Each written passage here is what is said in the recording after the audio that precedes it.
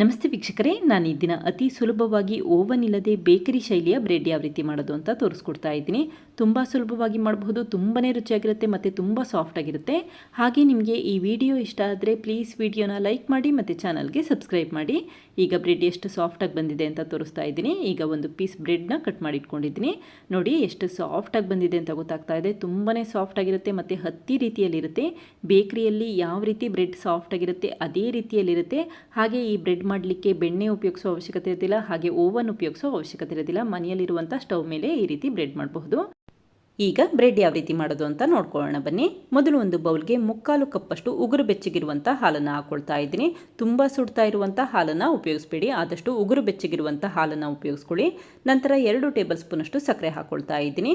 ಈಗ 2 ಟೀ ಸ್ಪೂನಷ್ಟು ಈಸ್ಟ್ ಹಾಕ್ಕೊಳ್ತಾ ಇದ್ದೀನಿ. ಸೂಪರ್ ಮಾರ್ಕೆಟಲ್ಲಿ ಬ್ರೆಡ್ ಮಾಡಲಿಕ್ಕೆ ಈಸ್ಟ್ ಅಂತ ಕೇಳಿದ್ರೆ ಖಂಡಿತ ಸಿಗುತ್ತೆ, ಅಥವಾ ಅಮೆಝಾನ್ ಆನ್ಲೈನ್ ಮೂಲಕ ಕೂಡ ನೀವು ಈಸ್ಟನ್ನ ಖರೀದಿಸಬಹುದು.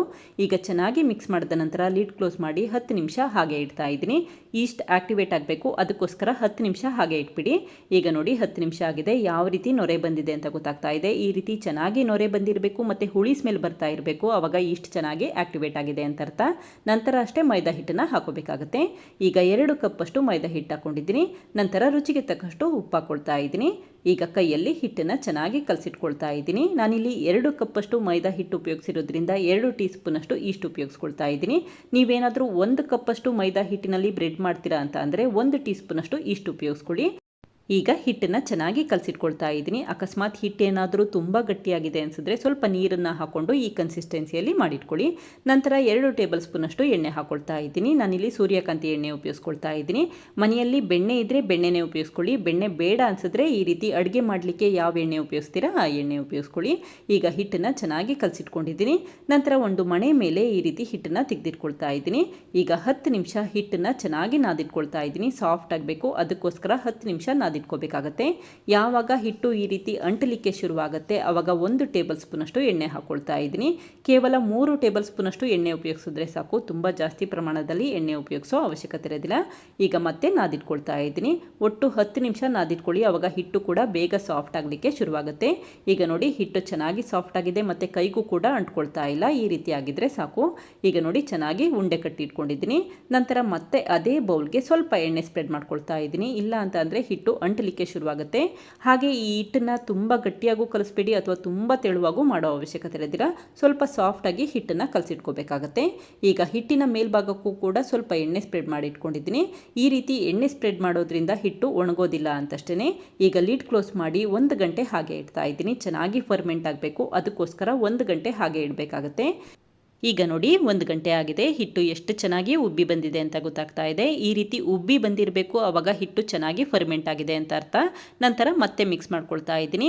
ದೋಸೆ ಹಿಟ್ಟು ಮತ್ತು ಇಡ್ಲಿ ಹಿಟ್ಟಿಗೆ ಯಾವ ರೀತಿ ಫರ್ಮೆಂಟ್ ಮಾಡ್ತೀವಿ ಅದೇ ರೀತಿ ಮಾಡ್ಕೋಬೇಕಾಗತ್ತೆ ಅಷ್ಟೇ. ಆದರೆ ದೋಸೆ ಹಿಟ್ಟು ಮತ್ತು ಇಡ್ಲಿ ಹಿಟ್ಟು ಮಾಡಲಿಕ್ಕೆ 8 ಗಂಟೆ ಕಾಲ ಫರ್ಮೆಂಟ್ ಆಗಲಿಕ್ಕೆ ಹಾಗೆ ಇಡಬೇಕಾಗತ್ತೆ. ಆದರೆ ಈ ರೀತಿ ಫರ್ಮೆಂಟ್ ಮಾಡಲಿಕ್ಕೆ ಕೇವಲ 1 ಗಂಟೆ ಇಟ್ಟರೆ ಸಾಕು, ಚೆನ್ನಾಗಿ ಫರ್ಮೆಂಟ್ ಆಗುತ್ತೆ. ಈಗ ಈ ಮಾಡಿಟ್ಟಿರುವಂಥ ಮೈದಾ ಹಿಟ್ಟನ್ನು ಮತ್ತೆ ಅದೇ ಮಣೆಗೆ ತೆಗೆದಿಟ್ಕೊಳ್ತಾ ಇದ್ದೀನಿ. ನಂತರ ಸ್ವಲ್ಪ ಮೈದಾ ಹಿಟ್ಟನ್ನು ಸ್ಪ್ರಿಂಕಲ್ ಮಾಡ್ಕೊಳ್ತಾ ಇದ್ದೀನಿ.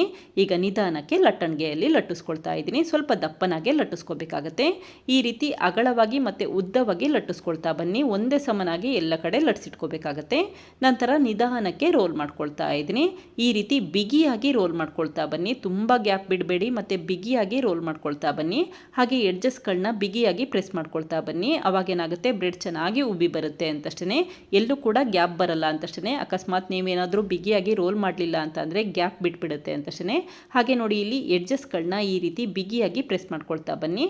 ಹಾಗೆ ತುದಿ ಭಾಗದ ಎಡ್ಜಸ್ಗಳನ್ನು ಕೂಡ ಬಿಗಿಯಾಗಿ ಪ್ರೆಸ್ ಮಾಡ್ಕೊಳ್ತಾ ಇದ್ದೀನಿ. ಈಗ ಒಂದು ಬ್ರೆಡ್ ಟಿನ್ಗೆ ಚೆನ್ನಾಗಿ ಎಣ್ಣೆ ಸ್ಪ್ರೆಡ್ ಮಾಡ್ಕೊಳ್ತಾ ಇದ್ದೀನಿ. ಅಕಸ್ಮಾತ್ ಮನೆಯಲ್ಲಿ ಈ ರೀತಿ ಬ್ರೆಡ್ ಟಿನ್ ಇಲ್ಲ, ಯಾವ ರೀತಿ ಬ್ರೆಡ್ ಮಾಡಬಹುದು ಅಂತ ಅಂದರೆ ಒಂದು ಗಟ್ಟಿಯಾದ ಪ್ಲೇಟಿಗೆ ಚೆನ್ನಾಗಿ ಎಣ್ಣೆ ಸ್ಪ್ರೆಡ್ ಮಾಡ್ಕೊಳ್ಳಿ. ನಂತರ ಈ ಮಾಡಿಟ್ಟಿರುವಂಥ ಮೈದಾ ಹಿಟ್ಟಿನ ರೋಲ್ನ ಪ್ಲೇಟಿಗೆ ಜೋಡಿಸ್ಕೋಬೇಕಾಗತ್ತೆ. ಅಥವಾ ನೀವು ಮೈದಾ ಹಿಟ್ಟನ್ನ ಸಣ್ಣ ಸಣ್ಣ ಉಂಡೆಗಳಾಗಿ ಮಾಡಿಟ್ಕೊಂಡು ಬನ್ ರೀತಿ ಕೂಡ ಮಾಡ್ಕೋಬಹುದು. ಈಗ ಮಾಡಿಟ್ಟಿರುವಂಥ ಈ ಮೈದಾ ಹಿಟ್ಟಿನ ರೋಲ್ನ ಕರೆಕ್ಟಾಗಿ ಈ ರೀತಿ ಬ್ರೆಡ್ ಟಿನ್ ಒಳಕ್ಕೆ ಇಟ್ಕೊಂಡಿದ್ದೀನಿ. ನಂತರ 1 ಟೇಬಲ್ ಸ್ಪೂನಷ್ಟು ತಣ್ಣಗಿರುವಂಥ ಹಾಲಿಗೆ 1 ಟೀ ಸ್ಪೂನಷ್ಟು ಸಕ್ಕರೆ ಹಾಕಿ ಚೆನ್ನಾಗಿ ಮಿಕ್ಸ್ ಮಾಡ್ಕೊಳ್ತಾ ಇದ್ದೀನಿ. ಈ ರೀತಿ ಹಾಲಿಗೆ ಸಕ್ಕರೆ ಹಾಕಿ ಮಿಕ್ಸ್ ಮಾಡೋದ್ರಿಂದ ಬ್ರೆಡ್ ಮೇಲ್ಭಾಗ ಒಳ್ಳೆ ಬಣ್ಣ ಬಂದಿರುತ್ತೆ ಅಂತಷ್ಟೇ. ಈಗ ಬ್ರೆಡ್ ಮೇಲ್ಭಾಗಕ್ಕೆ ಹಾಲು ಮತ್ತು ಸಕ್ಕರೆ ಮಿಶ್ರಣನ ಚೆನ್ನಾಗಿ ಸ್ಪ್ರೆಡ್ ಮಾಡಿ ಇಟ್ಕೊಂಡಿದ್ದೀನಿ. ನಂತರ ಈ ಬ್ರೆಡ್ ಟಿನ್ನನ್ನು ಒಂದು ಬಾಣಲಿಯ ಮಧ್ಯಭಾಗದಲ್ಲಿ ಇಟ್ಟು ಲೀಡ್ ಕ್ಲೋಸ್ ಮಾಡಿ 10ರಿಂದ 15 ನಿಮಿಷ ಹಾಗೆ ಇಡ್ತಾ ಇದ್ದೀನಿ.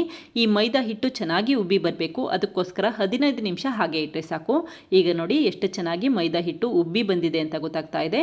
ಈಗ ಮೈದಾ ಹಿಟ್ಟಿನ ಮೇಲ್ಭಾಗದಲ್ಲಿ ಸಕ್ಕರೆ ಮತ್ತು ಹಾಲಿನ ಮಿಶ್ರಣ ಈ ರೀತಿ ಚೆನ್ನಾಗಿ ಸ್ಪ್ರೆಡ್ ಮಾಡ್ಕೊಳ್ತಾ ಇದ್ದೀನಿ. ಈ ರೀತಿ ಮಾಡೋದ್ರಿಂದ ಮೈದಾ ಹಿಟ್ಟು ಒಣಗೋದಿಲ್ಲ ಅಂತಷ್ಟೇ. ಇದೇ ಸಮಯದಲ್ಲಿ ಬಾಣಲಿಯ ಮಧ್ಯಭಾಗಕ್ಕೆ 1 ಕಪ್ ಅಷ್ಟು ಮರಳನ್ನು ಹಾಕಿ ಚೆನ್ನಾಗಿ ಸ್ಪ್ರೆಡ್ ಮಾಡ್ಕೊಳ್ತಾ ಇದ್ದೀನಿ. ನೀವಿಲ್ಲಿ ಮರಳು ಬದಲಾಗಿ ಪುಡಿ ಉಪ್ಪನ್ನು ಕೂಡ ಉಪಯೋಗಿಸಬಹುದು. ನಂತರ ಒಂದು ಗಟ್ಟಿಯಾದ ಸ್ಟೀಲ್ ಪ್ಲೇಟನ್ನು ಉಲ್ಟಾ ಮಾಡಿ ಇಟ್ಕೊಳ್ತಾ ಇದ್ದೀನಿ. ನೀವಿಲ್ಲಿ ಅಲ್ಯೂಮಿನಿಯಂ ಪ್ಲೇಟ್ ಕೂಡ ಉಪಯೋಗಿಸಬಹುದು. ಆದಷ್ಟು ಹಳೆಯದಾದ ಪ್ಲೇಟ್ ಉಪಯೋಗಿಸ್ಕೊಳ್ಳಿ. ನಿಮ್ಮ ಹತ್ರ ಈ ರೀತಿ ಸ್ಟ್ಯಾಂಡ್ ಇದ್ದರೆ ಸ್ಟ್ಯಾಂಡನ್ನೇ ಉಪಯೋಗಿಸ್ಕೊಳ್ಳಿ, ಇಲ್ಲ ಅಂತಂದ್ರಷ್ಟೇ ಈ ರೀತಿ ಪ್ಲೇಟ್ ಉಪಯೋಗಿಸ್ಕೊಳ್ಳಿ. ಈಗ ಲಿಡ್ ಕ್ಲೋಸ್ ಮಾಡಿ 10 ನಿಮಿಷ ಲೋ ಫ್ಲೇಮಲ್ಲಿ ಬಾಣಲಿನ ಚೆನ್ನಾಗಿ ಬಿಸಿ ಮಾಡಿದ್ದೀನಿ. ಬಾಣಲಿ ಚೆನ್ನಾಗಿ ಬಿಸಿಯಾದ ನಂತರ ಅಷ್ಟೇ ಈ ರೀತಿ ಬ್ರೆಡ್ ಟಿನ್ ಇಟ್ಕೊಂಡಿದ್ದೀನಿ. ಈಗ ಮತ್ತೆ ಲಿಡ್ ಕ್ಲೋಸ್ ಮಾಡಿ 40ರಿಂದ 45 ನಿಮಿಷ ಲೋ ಫ್ಲೇಮಲ್ಲಿ ಬೇಯಲಿಕ್ಕೆ ಇಡ್ತಾ ಇದ್ದೀನಿ. ಆದಷ್ಟು ಸಣ್ಣ ಒಲೆಯಲ್ಲಿ ಸಣ್ಣ ಉರಿಯಲ್ಲಿ ಬೇಯಲಿಕ್ಕೆ ಇಟ್ಕೊಳ್ಳಿ. ಈಗ ನೋಡಿ 45 ನಿಮಿಷ ಆಗಿದೆ. ಬ್ರೆಡ್ ಎಷ್ಟು ಚೆನ್ನಾಗಿ ಉಬ್ಬಿ ಬಂದಿದೆ ಅಂತ ಗೊತ್ತಾಗ್ತಾ ಇದೆ. ಹಾಗೆ ಒಳ್ಳೆ ಬಣ್ಣ ಬಂದಿದೆ. ತಕ್ಷಣವೇ ಸ್ಟವ್ ಆಫ್ ಮಾಡಿಕೊಂಡು ಈ ಬ್ರೆಡ್ ಟಿನ್ನನ್ನು ಹೊರಗಡೆ ಎತ್ತಿಟ್ಕೊಳ್ತಾ ಇದ್ದೀನಿ.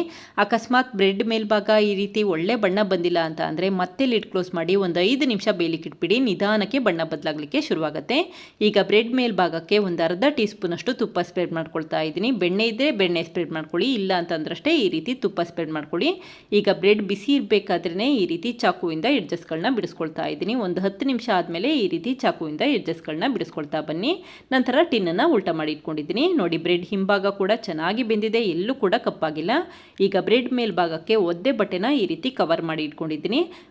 ಈಗ ನೋಡಿ 10 ನಿಮಿಷ ಆಗಿದೆ. ನಂತರ ಒದ್ದೆ ಬಟ್ಟೆನ ತೆಗೆದಿಟ್ಕೊಳ್ತಾ ಇದ್ದೀನಿ. ಈ ರೀತಿ ಒದ್ದೆ ಬಟ್ಟೆ ಹಾಕೋದ್ರಿಂದ ಬ್ರೆಡ್ ಮೇಲ್ಭಾಗ ಎಲ್ಲ ಚೆನ್ನಾಗಿ ಸಾಫ್ಟ್ ಆಗುತ್ತೆ ಅಂತಷ್ಟೇ.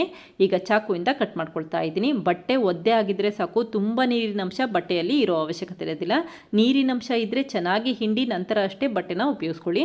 ಬಟ್ಟೆ ತಣ್ಣಗಿರಬೇಕು ಮತ್ತು ಒದ್ದೆ ಆಗಿರಬೇಕು ಅಷ್ಟೇ. ಈಗ ನೋಡಿ ಚಾಕುವಿಂದ ಬ್ರೆಡ್ನ ಕಟ್ ಮಾಡ್ಕೊಳ್ತಾ ಇದ್ದೀನಿ. ನೋಡಿ ಎಷ್ಟು ಸಾಫ್ಟಾಗಿ ಬಂದಿದೆ ಅಂತ ಗೊತ್ತಾಗ್ತಾ ಇದೆ. ಬೇಕರಿಯಲ್ಲಿ ಯಾವ ರೀತಿ ಬ್ರೆಡ್ ಸಾಫ್ಟ್ ಆಗಿರುತ್ತೆ ಅದೇ ರೀತಿಯಲ್ಲಿರುತ್ತೆ ಮತ್ತು ತುಂಬಾ ರುಚಿಯಾಗಿ ಕೂಡ ಇರುತ್ತೆ. ಈಗ ಮತ್ತೊಂದು ಪೀಸ್ನ ಕಟ್ ಮಾಡಿ ಇಟ್ಕೊಂಡಿದ್ದೀನಿ. ನೋಡಿ ಎಷ್ಟು ಸಾಫ್ಟಾಗಿ ಬಂದಿದೆ ಅಂತ ಗೊತ್ತಾಗ್ತಾ ಇದೆ. ಈಗ ನೋಡಿ ಒಂದು ಬ್ರೆಡ್ ಪೀಸ್ನ ಕಟ್ ಮಾಡಿ ತೋರಿಸ್ತೀನಿ. ಎಷ್ಟು ಸಾಫ್ಟಾಗಿ ಬಂದಿರುತ್ತೆ ಅಂತ ಗೊತ್ತಾಗುತ್ತೆ. ಬೇಕರಿಯಲ್ಲಿ ಯಾವ ರೀತಿ ಬ್ರೆಡ್ ಇರುತ್ತೆ ಅದೇ ರೀತಿಯಲ್ಲಿ ಇರುತ್ತೆ. ಹಾಗೆ ಮೈದಾ ಹಿಟ್ಟನ್ನು ಚೆನ್ನಾಗಿ ರೋಲ್ ಮಾಡಿದ್ವಲ್ಲ, ಅದಕ್ಕೋಸ್ಕರ ಈ ರೀತಿ ಸಾಫ್ಟಾಗಿ ಬ್ರೆಡ್ ಬಂದಿರುತ್ತೆ. ನೋಡಿದ್ರಲ್ಲ ಫ್ರೆಂಡ್ಸ್, ಎಷ್ಟು ಸುಲಭವಾಗಿ ಓವನ್ ಇಲ್ಲದೆ ಬೆಣ್ಣೆ ಇಲ್ಲದೆ ಯಾವ ರೀತಿ ಬೇಕರಿ ಶೈಲಿಯಲ್ಲಿ ಬ್ರೆಡ್ ಮಾಡಿದೆ ಅಂತ ಗೊತ್ತಾಯ್ತಲ್ವಾ. ತುಂಬ ಸುಲಭವಾಗಿ ಮಾಡಬಹುದು, ತುಂಬಾ ರುಚಿಯಾಗಿರುತ್ತೆ. ಮನೆಯಲ್ಲಿ ಈಸ್ಟ್ ಒಂದಿದ್ರೆ ಸಾಕು, ಮನೆಯಲ್ಲಿರುವಂಥ ಸಾಮಗ್ರಿಗಳಲ್ಲೇ ಈ ಬ್ರೆಡ್ ಮಾಡಬಹುದು. ತುಂಬಾ ರುಚಿಯಾಗಿರುತ್ತೆ, ಹತ್ತಿ ರೀತಿಯಲ್ಲಿ ಬಂದಿರುತ್ತೆ. ನೀವು ಕೂಡ ಒಮ್ಮೆ ಪ್ರಯತ್ನಿಸಿ, ಖಂಡಿತ ಇಷ್ಟಪಡ್ತೀರಾ. Thank you. ಲೈಕ್ ಮಾಡಿ ಮತ್ತು ಸಬ್ಸ್ಕ್ರೈಬ್ ಮಾಡಿ.